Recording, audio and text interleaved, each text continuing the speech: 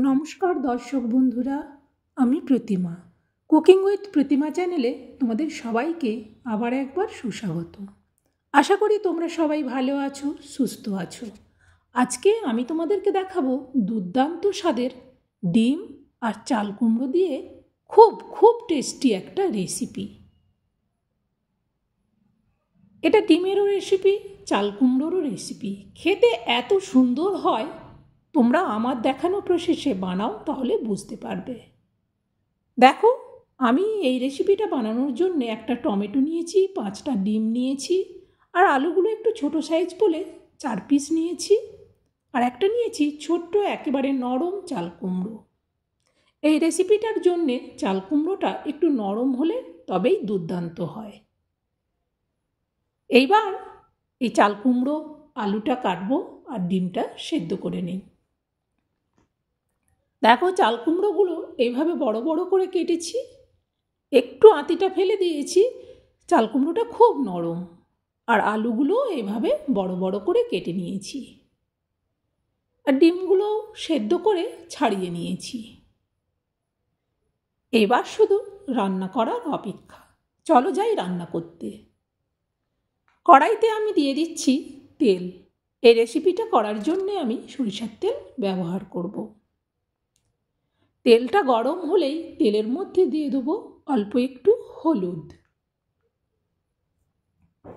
এরপর আমি ডিমগুলোকে সুন্দর করে ভেজে নেব, যাতে ডিমের পুরো অংশটা হলুদ হয়ে যায়। সব দিক এইভাবে ঘুরিয়ে ঘুরিয়ে সুন্দর করে ভেজে নিতে হবে। ডিমগুলো ভাজা হয়ে গেছে, তুলে নিচ্ছি। এরপর আমি এই তেলের মধ্যে দিয়ে দেবো কেটে রাখা আলুগুলো। আলুগুলোকেও কিন্তু খুব সুন্দর করে ভেজে নেব। আর যারা ভাবছো যে চাল কুমড়ো দিয়ে ডিমের রেসিপি এটা আবার কেমন, সেসব বন্ধুদেরকে বলবো একবার হলেও বানিয়ে খাও, তাহলে বুঝতে পারবে যে সত্যিই কত সুন্দর হয় চাল কুমড়ো দিয়ে ডিমের রেসিপি। আমি আলুগুলোর সব দিক ভালো করে উল্টে পাল্টে দিচ্ছি।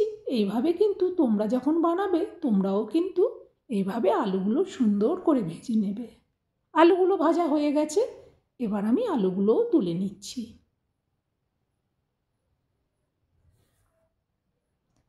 ওই তেলের মধ্যেই এবার দিয়ে দেবো চাল কুমড়োগুলো।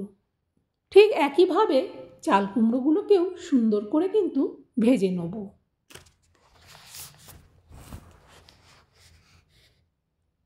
যতক্ষণ না চাল কুমড়োর সব দিক সুন্দর করে ভাজা হয়, ততক্ষণ কিন্তু এটা ভাজতে হবে।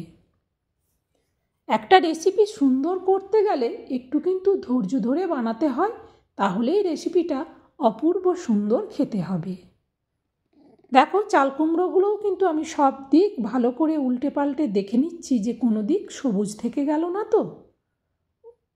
সব দিক ভাজা হয়ে গেছে, এবার চাল কুমড়োগুলোও আমি আলুর সাথে তুলে নিচ্ছি।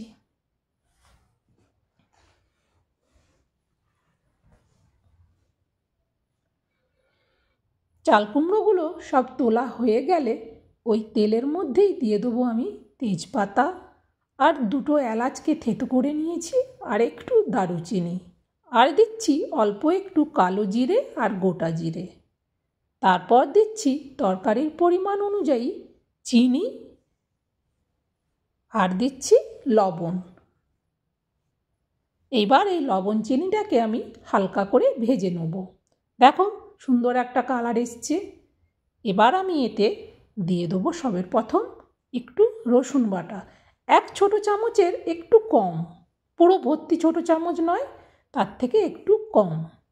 রসুন বাটাটা হালকা করে ভাজা হয়ে গেলে এতে দিয়ে দেবো ছোট সাইজের একটা পেঁয়াজকে আমি একটু শিলে বেটে নিয়েছি।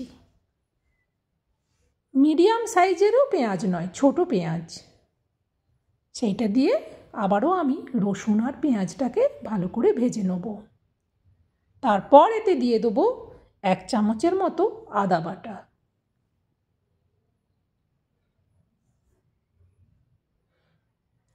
সুন্দর করে গ্যাসটা কমিয়ে এভাবে মশলাটাকে কষাবো।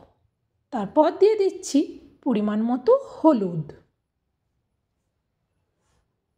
এইভাবে কিন্তু নাড়তে থাকবে আর গ্যাসটা কমিয়ে রাখবে যাতে মশলাটা একটুও না পুড়ে যায়। এরপর দিয়ে দেবো স্বাদ মতো ঝাল।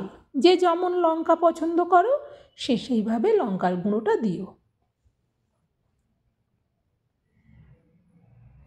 এরপর আমি দিয়ে দেবো যে টমেটোটা দেখিয়েছিলাম সেইটা ছোট ছোট করে কেটে নিয়েছি, পুরো টমেটোটাই আমি দিচ্ছি।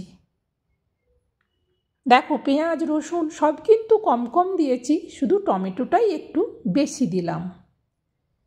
এবার ততক্ষণ নাড়তে থাকবো যতক্ষণ না টমেটোটা গলে যায়। টমেটোটা গলে মশলাটা প্রায় রেডি। এবার এতে দিয়ে দেবো ভেজে রাখা আলু আর চাল কুমড়ো।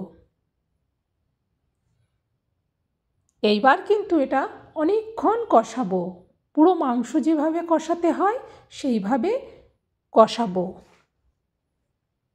আর গ্যাসটা কিন্তু একেবারে কমিয়ে রাখবে।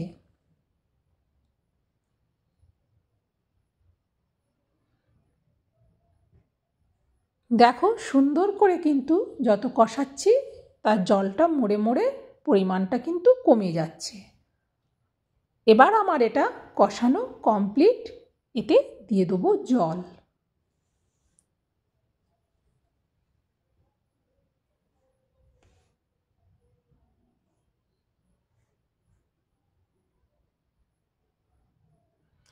যে যেমন ঝোল রাখবে সে সেই অনুযায়ী জল দিও। সবজিগুলো যেহেতু সেদ্ধ হবে আর আমি এটা একটু ঝোল রাখবো, তাই জলটা একটু বেশি করেই দিলাম। জলটা দেওয়ার পর এবার এটা ঢেকে দেবো। গ্যাসটা বাড়িয়ে দিয়েছিলাম। এবার মিনিট 5 বাদে ঢাকনাটা খুলে দেখে নিচ্ছি, সুন্দর করে কিন্তু ফুটে গেছে।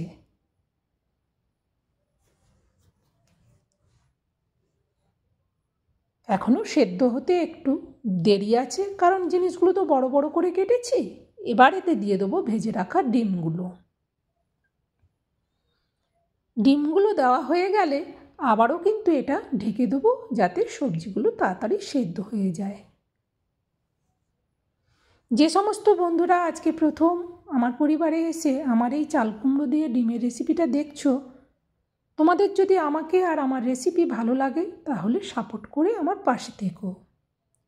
আর সব বন্ধুদেরকে বলবো প্লিজ লাইক দিও, কত কষ্ট করে তোমাদেরকে রেসিপি শেয়ার করি। আমার রেসিপিটা হয়ে গেছে, এই বাটিটার মধ্যে আমি ঢেলে নিচ্ছি। সব বন্ধুদেরকেই বলবো সবাই লাইক দিও এবং কমেন্ট করো আর শেয়ার করে দিও, যাতে এইরকম দুর্দান্ত রেসিপি সবাই বানিয়ে খেতে পারে। এরপর এতে দিয়ে দেবো অল্প ধনেপাতা কুচি। আমার পুরো রেসিপি দেখানো হয়ে গেল।